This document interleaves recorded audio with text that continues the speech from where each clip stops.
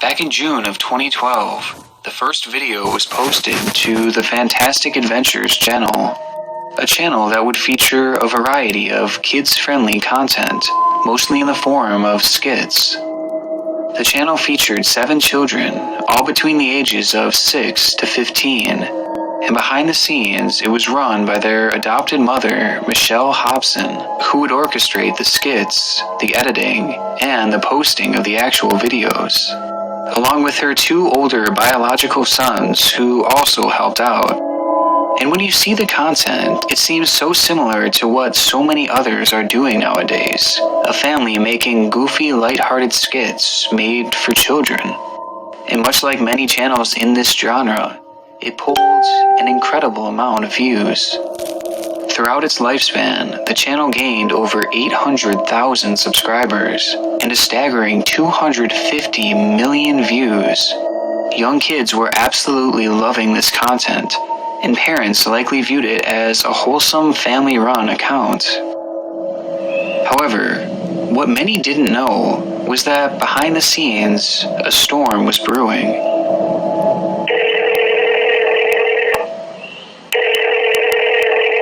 It's now come forward that for years, neighbors were suspicious of the activities taking place in the house.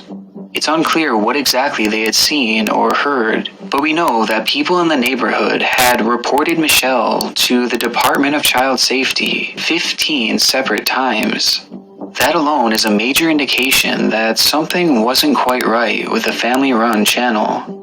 But ultimately, the reports didn't lead to anything, and the family continued operating their page, which meant more money going straight to Michelle's pockets, with the channel's revenue being as high as $3 million per year.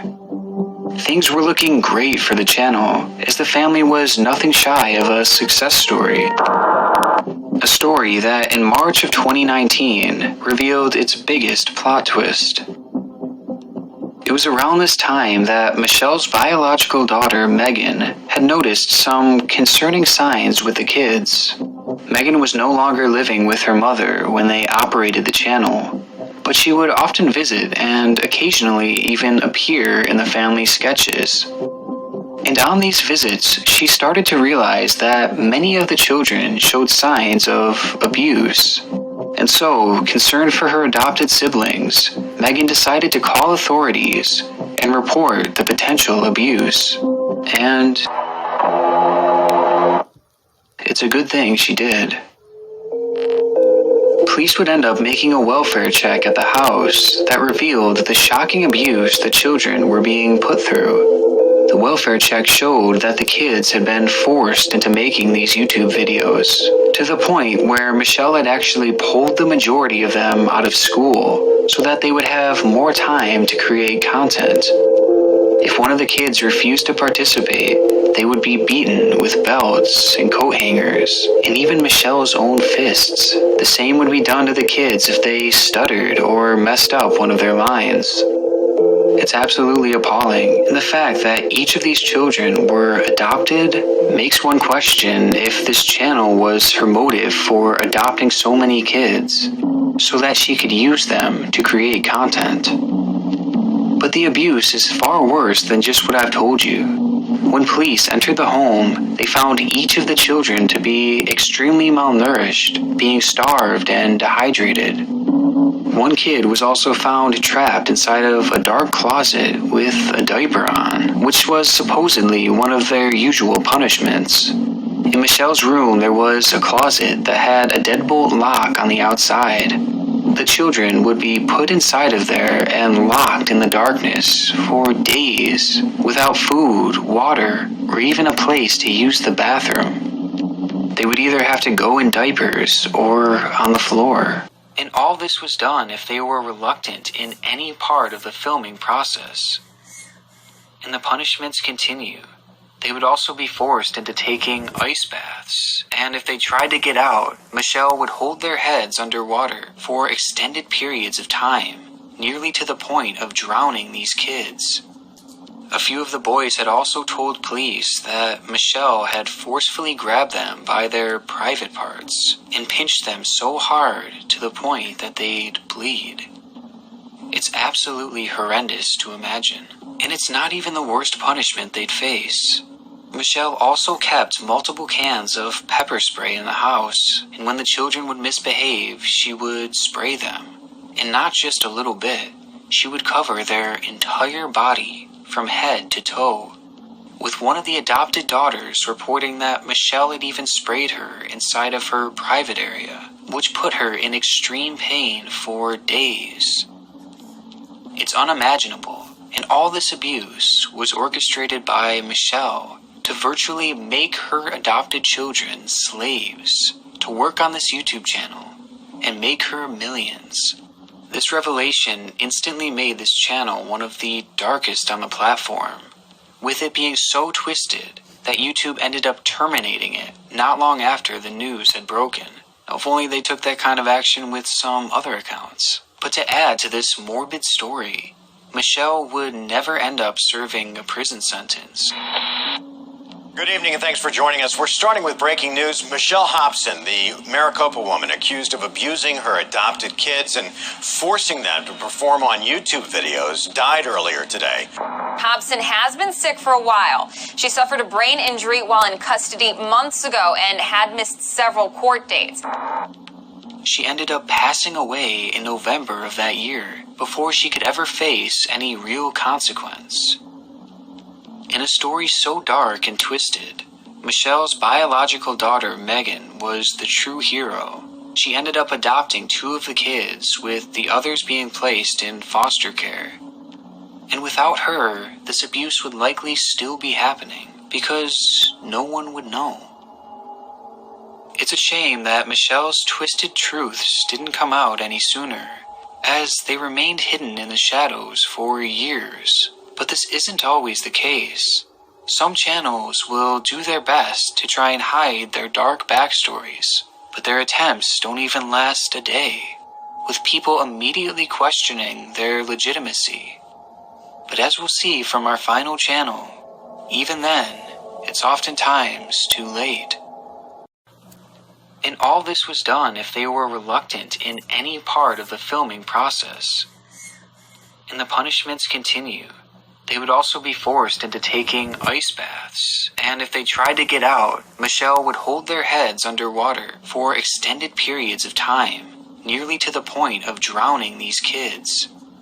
A few of the boys had also told police that Michelle had forcefully grabbed them by their private parts and pinched them so hard to the point that they'd bleed. It's absolutely horrendous to imagine, and it's not even the worst punishment they'd face. Michelle also kept multiple cans of pepper spray in the house, and when the children would misbehave, she would spray them. And not just a little bit, she would cover their entire body from head to toe, with one of the adopted daughters reporting that Michelle had even sprayed her inside of her private area, which put her in extreme pain for days. It's unimaginable, and all this abuse was orchestrated by Michelle to virtually make her adopted children slaves, to work on this YouTube channel, and make her millions. This revelation instantly made this channel one of the darkest on the platform, with it being so twisted that YouTube ended up terminating it not long after the news had broken. If only they took that kind of action with some other accounts. But to add to this morbid story, Michelle would never end up serving a prison sentence. Good evening and thanks for joining us. We're starting with breaking news. Michelle Hobson, the Maricopa woman accused of abusing her adopted kids and forcing them to perform on YouTube videos, died earlier today. Hobson has been sick for a while. She suffered a brain injury while in custody months ago and had missed several court dates. She ended up passing away in November of that year before she could ever face any real consequence. In a story so dark and twisted, Michelle's biological daughter, Megan, was the true hero. She ended up adopting 2 of the kids, with the others being placed in foster care. And without her, this abuse would likely still be happening, because no one would know. It's a shame that Michelle's twisted truths didn't come out any sooner, as they remained hidden in the shadows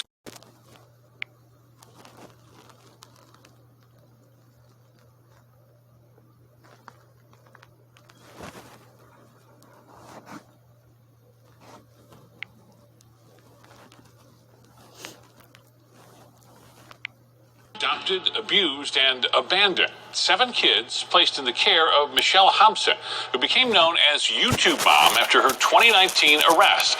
The horrors Hobson was accused of shocking not only our state, but the country. And now ABC 15's Zach Crenshaw has uncovered the state was told repeatedly about the abuse and neglect years before her arrest. For nearly a decade, at least 7 kids the Arizona Department of Child Safety was charged with protecting said they were starved, beaten, burned, pepper sprayed, and pulled from school. We didn't get a single record from DCS, but we got enough from Maricopa police reports, going over hundreds of pages and photos, as well as hours of body camera footage that reveal DCS failed to remove the kids, despite nearly a dozen detailed reports. Now we want some answers for you, the public that funds DCS, for the thousands of other kids still in their care, but most of all, for those 7 children who spent years wondering, will help ever come? Doesn't let us do anything at all. She doesn't even let us go play outside. But on a rare trip to the dentist to fix rotting teeth, one of Michelle Hobson's adopted kids confided in an older biological daughter about the alleged abuse behind locked doors. She starved me for 5 days straight. I threw up one day because of it. She didn't care. She still did not feed me. The 7 kids, ranging from 2 years old to 13, told police they were routinely beaten. She used her phone to pound on my head. His stomach is literally covered in bruises. She spits in people's faces. The kids told police Michelle took pleasure in burning them with a lighter, freezing them in ice baths, and even using pepper spray. She makes us sit with the pepper spray on us for a whole entire day straight. She emptied 2 bottles on me. Those canisters eventually found in the mess of the home next to diapers. If we pee ourselves, she doesn't let us have water for at least a whole entire day straight. This is as bad of a case without any fatality as I can remember ever reviewing. Pinal County Attorney Ken Folkmer. I mean, there was violence perpetuated on the genitals of small children. They were locked in a room. They were deprived of food. And it was all done if they didn't perform these little skits and these little videos. Those little videos were viewed hundreds of millions of times on Michelle's lucrative YouTube channel, Fantastic Adventures. She was making, I think the last few months, hundreds of thousands of dollars a month. The videos were filmed and edited by Michelle's older biological sons. The family even had a green room for special effects and Hobson's torture. She makes us sleep in a green closet. How many other people sleep in there? 3 other kids that sleep only in pull-ups. And she has a lock on it, so we can't get out to have to pee. We go to bed, and the next morning, she won't let us out. Like, we ask her, and she says no. If she was in a bad mood, Michelle would reportedly remove the light bulbs. And the kids, they'd be locked in the dark, starving in dirty diapers for days. When trauma happens to a child, it's severe and it's long-lasting. Robert Pastor is a Valley attorney who specializes in abuse. Because of what I do, some of the cases I've handled, I'm not surprised. One room in the house was immaculate, likely for filming. The rest, filthy. While YouTube viewers were oblivious to the horrors off camera, Arizona's Department of Child Safety was not. It was a collective failure of the system. While their goal is to protect children, they seem to fail in that effort too frequently. And Zach's investigation not done yet. When we come back, how DCS failed to save the children, despite being told about the abuse more than 10 times. Plus, why 2 Maricopa police officers were disciplined in connection with all of this. Just moments ago, we told you about the horrors behind closed doors surrounding the so-called YouTube mom. Millions of viewers and neighbors had no idea it was happening, but DCS did know. Here's Zach Crenshaw with more of his investigation. Not only did DCS fail to catch the abuse during their monthly visits when Michelle was fostering 14 kids over a decade, some until 2019, but the state agency was alerted over and over about visible signs of neglect and abuse. In this police investigation, detectives detailed the 11 times between 2011 and 2019 that teachers, siblings, even the kids themselves told DCS they needed help. 11 times the kids were left with Michelle. The first documented April 2011. A babysitter told DCS the kids yell and cry after Michelle will lock them in a bedroom. DCS found the details unsubstantiated. 2 years later, May 2013, one child told her teacher, Michelle makes her stand in the corner when she gets home from school until she has to beg. Finding unsubstantiated. A week later, another report from the school outlining 3 years of general neglect. The adopted daughter with mild intellectual defects told her inquiring teacher Michelle took her toothbrush, which is why there was gunk all over her teeth and gums. The teacher told the agency Michelle was rarely involved, but had a fear of harm and retaliation due to the report. That fear realized 3 days later, when, after a CPS visit to the home, Michelle contacted the school and withdrew the girl. Records reveal Michelle gloated to the teacher, saying, quote, the caseworker laughed at the allegation and did not take it seriously. Findings unsubstantiated. Do you go to school? Nope.